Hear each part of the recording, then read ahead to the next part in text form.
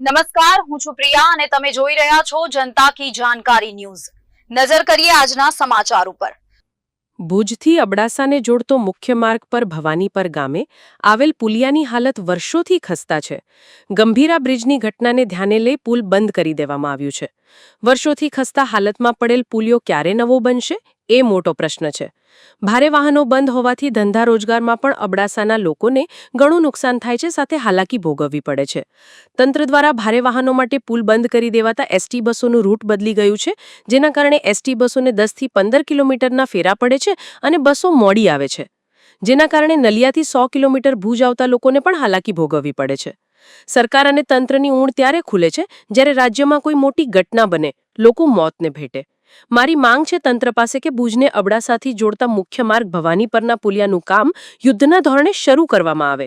Lakhan Dhuva, Bahujan army સંસ્થાપક। Story રમેશભાઈ ભાનુશાલી, નલિયા। મહીસાગરનો ગંભીરા બ્રિજ જ્યારે તૂટ્યો એ બાદ આખા ગુજરાતમાં જે જર્જરિત બ્રિજો છે, જે 50 વર્ષ 40 વર્ષ જૂના બ્રિજો છે, એમને તંત્ર દ્વારા ભારે વાહનો માટે બંધ કરી દેવામાં આવ્યું છે। હવે 40 વર્ષ 50 વર્ષ જૂના જે બ્રિજો છે એવામાંથી એક કચ્છ, અને કચ્છનું ખાસ મથક એટલે અબડાસાનું એક બ્રિજ છે, ભવાનીપર ગામ નજીક આવેલું। આ બ્રિજ છેલ્લા 50 વર્ષ ઉપર થઈ ગયું બન્યું છે। એ બાદ માત્ર ને માત્ર સમારકામ કરવામાં આવ્યું છે। અહીં આગળ આ પુલનું કામ આજની તારીખમાં ચાલુ નથી થયું। આ ગંભીરા બ્રિજ પડ્યું એ બાદ અહીંયા કને આ જે લોખંડના પાઇપ લગાવવામાં આવ્યા ભારે વાહનો બંધ કરવા માટે, એથી પહેલાં અહીંયાથી ભારે વાહનો ચાલતા હતા અને આજે અહીંયા પુલની હાલત પણ એકદમ ગંભીર છે, એકદમ તૂટેલું ફૂટેલું અને થીગડા લગાવેલી હાલતમાં છે। આ તંત્રની આંખો જ્યારે કોઈ મોટી ઘટના દેશમાં રાજ્યમાં બને ત્યારે ખુલે છે, પણ વસ્તુ એ થાય છે કે છેલ્લા 4 દિવસથી આ પુલ બંધ છે। આના કારણે ભારે વાહનો નથી આવતા। ભારે વાહનો નથી આવતા એના કારણે અબડાસાની જે પ્રજા છે એમને આર્થિક રીતે પણ તંગી પડી રહી છે।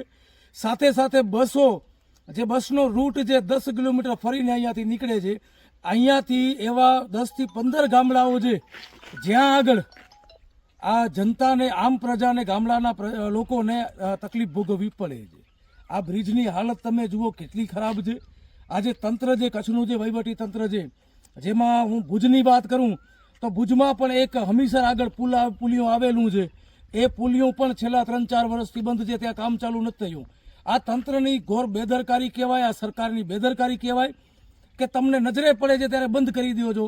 આજે વર્ષો જૂનો પુલ, 5-6 વર્ષથી આ પુલિયો, ભવાનીપર વાળો પુલિયો ખસ્તા હાલતમાં જે બંધ કરવાની જગ્યાએ આ 4-5 વર્ષમાં કામ ચાલુ થઈ જવું જોઈએ અને નવું પુલિયો બની જવો જોઈએ, પણ આજની તારીખમાં બન્યું નથી। જ્યારે કાંઈ હોનારત થાય એ પછી પુલિયો બંધ કરી દેવામાં આવે તો આનામાં તો પ્રજાને જ નુકસાની છે, આનામાં પ્રજા જ હેરાન થવાની છે। આથી સારું છે કે આરએનબી વિભાગ દ્વારા રિસર્ચ કરી અને વહેલી તકે નવા પુલિયાનું કામ